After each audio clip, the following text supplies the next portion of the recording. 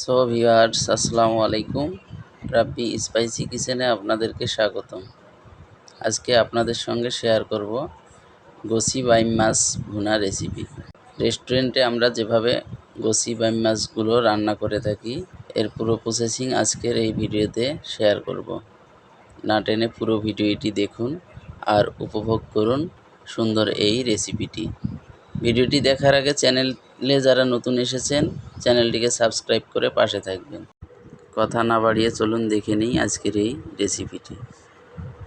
গোসি বাইম মাছ এখানে আমি নিয়েছি 2.5 কেজি। ভালোভাবে পরিষ্কার করে নিয়েছি। একটি কড়াইয়ের মধ্যে দিয়ে দিচ্ছি, দেখতে পাচ্ছেন। এর মধ্যে কুচি করে কেটে রাখা আমি আলু দিয়ে দিচ্ছি। 1.5 কেজি পরিমাণ আলু দিয়ে দিলাম। পেঁয়াজ কুচি দিয়ে দিচ্ছি 1 কেজি পরিমাণ। এর মধ্যে এখন অ্যাড করে দিচ্ছি রসুন বাটা 1 কাপ পরিমাণ, আদা বাটা দিয়ে দিচ্ছি 1 কাপ পরিমাণ, দিয়ে দিচ্ছি স্বাদ মতো লবণ। এরপরে এখানে অ্যাড করে দিচ্ছি হলুদ গুঁড়ো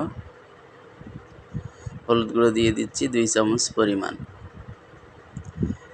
গুঁড়ো মরিচ দিয়ে দিচ্ছি 2 চামচ পরিমাণ। দিয়ে দিচ্ছি টেস্টিং সল্ট সামান্য পরিমাণ, 1 চামচ পরিমাণ টেস্টিং সল্ট অ্যাড করে দিলাম। দিয়ে দিচ্ছি সয়াবিন তেল 1/2 কেজি পরিমাণ। সমস্ত উপকরণ দেওয়ার পর আমি হাত দিয়ে ভালোভাবে মেখে নিব। ছোটো মাছ রান্নার ক্ষেত্রে সমস্ত উপকরণ এভাবে ভালোভাবে মেখে নিতে হবে, তাহলে রান্নাটা টেস্টি হবে। দেখুন, ভালোভাবে মেখে নিচ্ছি। মাছ, আলু এবং সমস্ত উপকরণ ভালোভাবে মিক্স করে নিতে হবে। দেখুন, সুন্দরভাবে আমি মেখে নিয়েছি। মেখে নেওয়ার পর এখানে পরিমাণ মতো পানি দিয়ে দিচ্ছি। পানি দিয়ে নেড়ে চেড়ে নিচ্ছি। দেখুন, সমান করে রেখে এর মধ্যে আমি কাঁচামরিচ এখন পর্যন্ত অ্যাড করিনি। দেখতে থাকুন, একে একে সমস্ত উপকরণ আমি অ্যাড করে দিব। এরপরে উপর দিয়ে আমি ছিটিয়ে দিচ্ছি 100 গ্রাম পরিমাণ কাঁচামরিচ আমি ছেঁচে নিয়েছিলাম, সেটাকে উপর দিয়ে ছিটিয়ে দিয়েছি। দেওয়ার পর চুলার মধ্যে উঠিয়ে দিয়েছি, দিয়ে একটি ঢাকনা দিয়ে ঢেকে আমি রান্না করে নিব। দেখুন, ফিরে এলাম 15 মিনিট পর। ঢাকনাটাকে উঠিয়ে দেখিয়ে দিচ্ছি। দেখুন, পানিটি আমার কমে এসেছে। একটু নেড়ে চেড়ে দিব। ঢাকনা সরিয়ে এখন ভালোভাবে নেড়ে চেড়ে রান্না করব।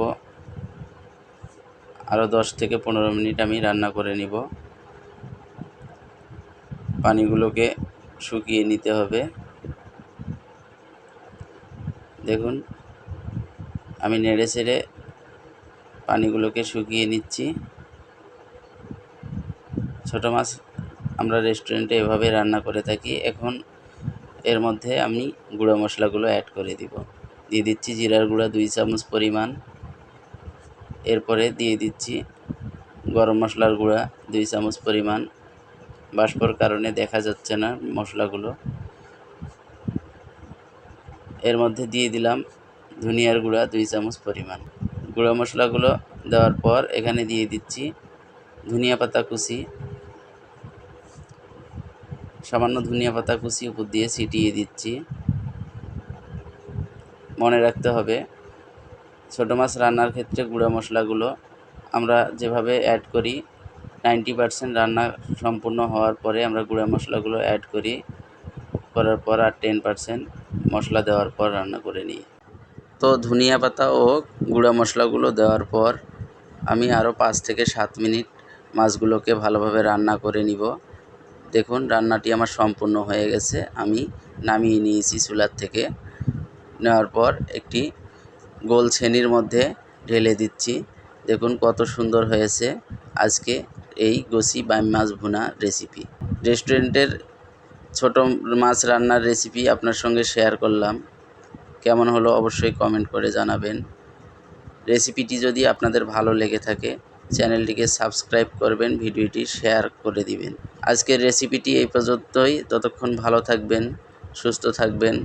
আবারও দেখা হবে রেস্টুরেন্টের নতুন কোনো এক রেসিপি নিয়ে। আসসালামু আলাইকুম।